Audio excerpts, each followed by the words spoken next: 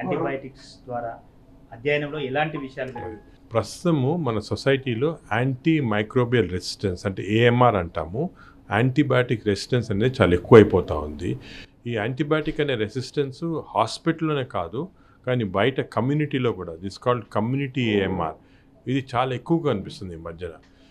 దాని కొరకు మేము ఒక స్టడీ చేసాము ఎందుకు ఎంత ఉందని. ఈ స్టడీ చేస్తే చాలా సర్ప్రైజింగ్గా 83% ఆఫ్ కమ్యూనిటీ పీపుల్ అంటే నార్మల్గా కమ్యూనిటీలో ఉండే వాళ్ళకి 83%లో గట్లో కానీ అంటే మన ప్రేగుల్లో కానీ నోస్లో కానీ రెసిస్టెంట్ బ్యాక్టీరియా ఉన్నాయి.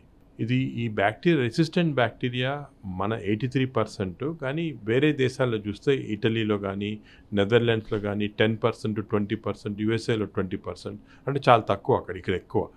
ఈ ఎక్కువ ఏఎంఆర్ అంటే యాంటీ మైక్రోబియల్ రెసిస్టెన్స్ ఉన్న బ్యాక్టీరియా వల్ల చాలా డేంజర్స్ ఉంది. అంటే మనం మామూలుగా ఏదైనా హాస్పిటల్ టెస్ట్కి వెళ్ళటం కానీ లేకపోతే ఏదైనా సర్జరీ చేయించుకున్నాం అనుకోండి, ఈ బ్యాక్టీరియా మనకి రక్త కణాల్లోకి వెళ్ళిపోయి రెసిస్టెంట్ బ్యాక్టీరియా వల్ల ఏ యాంటీబయాటిక్ ఇచ్చినా కూడా మనం సర్జరీ చేసిన తర్వాత లేకపోతే చిన్న ప్రొసీజర్ చేసిన తర్వాత మనకి ఈ బ్యాక్టీరియా వల్ల ఇన్ఫెక్షన్ ఫీవర్ వచ్చి సెప్టిసీమియా వస్తుంది.